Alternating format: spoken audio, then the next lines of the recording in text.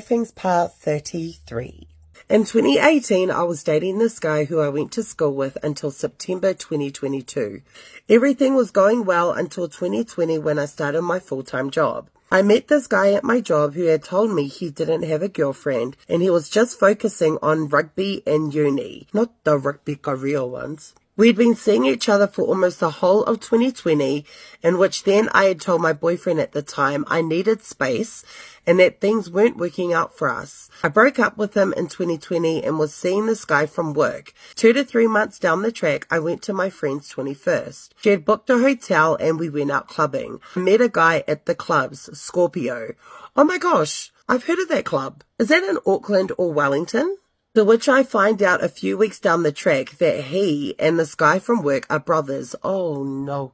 Is this Mickey and Becky? I then find out the brother that I work with has a wife and 2 kids. And the brother that I met at the club is dating one of my high school friends. That's not even the worst part. I take him to the hotel, we do the dirty deed, and in the morning when he's about to leave, he sees his girlfriend's car is downstairs waiting for him. She dead ass tracked his phone to the hotel. When he left, I called my ex-boyfriend that was mentioned at the beginning to come pick me up. We went back to his house, done the dirty deed, then a few months later I fell pregnant. We both also tested positive for chlamydia.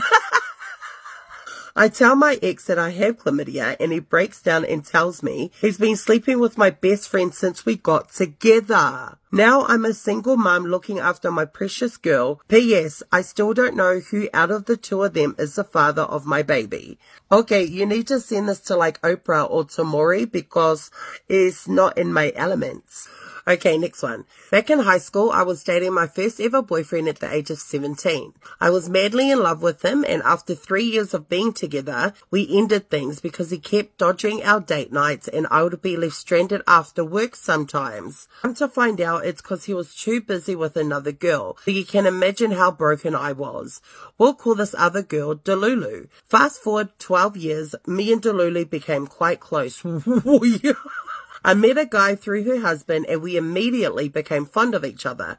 We'll call the guy Gama. I noticed she would change whenever he was around, and by change I mean different voice, acted sad and lost, needed help all of a sudden, and I was the butt of every joke. I knew she liked him and I knew she would stop at nothing to get with him. I beg your pardon. Even though she was married. He had a drink up at hers one night and me and Gama got quite wasted. Ended up getting together in Delulu's bed. After that night, me and Gama stayed on the D-Low and continued to link up. In July this year, Delulu called me telling me she misses Gama and wishes he wasn't taken. She has no idea I'm the partner. Gama has also been showing me her Facebook messages to him and even photos of her in her undies holding her susus. Anyways, I told her husband everything about her being in love with someone else and about sending Gama the photos, and so he left her. Me and Gama are planning on moving states because of a job offer, and we have cut ties from her as well because it got to the point where she started telling me she was living with Gama undercover and they were planning on getting married, hence the name Delulu. It's now October and everyone is telling me she's going through depression and isn't coping. She's been drinking every night and even posting up old drinking videos of Gama but captioning them as hate you but love you, which is so cringe to me because what the F with 32? I guess what I'm trying to ask is, am I the a-hole? Or is karma making its way back after breaking my heart in 2008? Auntie Karma always pays her visits, especially to those who deserve it. So you guys move on, do your thing. Just make sure that your Karma isn't on the D-Low with Delulu. Okay, next one. About 4 years ago, I moved in with my sister, and on my first weekend that I'd officially started living with her, we had drinks. Just us 2 to celebrate the move. As we were drinking and having our own 2-man party, she says, oh, my workmates want us to come drink with them. Bearing in mind, I didn't know any of her workmates, and normally I'm not comfortable drinking with people I don't know. But she persisted to be like, yeah, they won't stop texting because they know we're drinking. Do you want to go? I was like, it's up to you. And I kid you not, she shoots up and is like, okay, go get ready. The Uber is going to be here in 5 minutes. Sounds like she was going to go regardless of what you said. Anyways, we jump into the Uber and I have no idea where we're going or who we're going to meet. Uber stops and we jump out and there's a car waiting for us across the road. She's like, oh, there they are. We jump in the car and there's 3 guys. Oh no, this is like that car ride scene in Once We're Warriors. Have you seen that? Nah, but how about my sister jumps in front with the guy she'd been texting and leaves my ass in the back with the other 2 calciumos. Anyways, we go for a short drive to the liquor store and then we go back to theirs to continue drinking. When we get there, I notice the guy my sister sat in the front with are a lot closer than just workmates. And eventually this bitch leaves and goes with the guy. We'll call him Jason. And she leaves me with the other 2 guys. I was stuck with these 2 guys for what felt like an eternity. Just us 3 drinking and them asking me a million questions. My sister really went to wha her vise and left me there. Bro, I could never. I would have got bad my sister if she did that to me. One of the guys who I was left with, we'll call him Troy, was really trying it with me and I was straight up like, nope. So I sent Troy to go find my sister because I wanted to go home. He comes back and says, she said go away. I'm like, Famaya. So I go knock on Jason's bedroom window like, hey, remember me? I want to go home. So eventually she comes out and we go home and that was that. I was so ingo at her. But I'm team sister. Your team sister is for you, but she is clearly team D. The next day she proceeds to tell me that she'd been messaging Jason back and forth for about a month and last night was the first time anything could ever happen because she's married. She's married? Hold up, what? And where's her husband throughout this? Maybe I should finish the story. Anyways, the visits with Jason and my sister became a lot more frequent.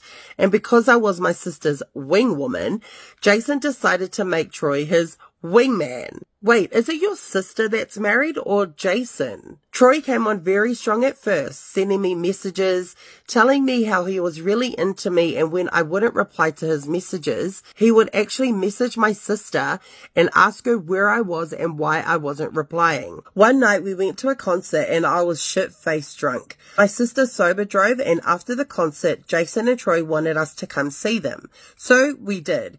And guess who ended up sleeping with Troy? Yep, me. My sister went about her business with Jason and I went about my business with Troy. So we basically became like a little foursome. Now here's the twist. They were seasonal workers. Nah. So this went on for about 2 months. Started off once a week on Friday nights. We would sneak off and go do the bad things.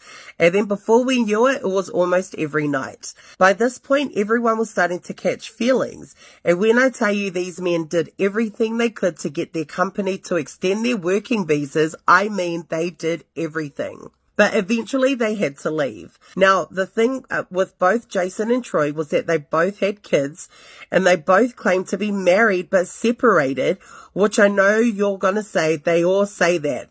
There is absolutely no such thing as separated in the Samoan dictionary, okay?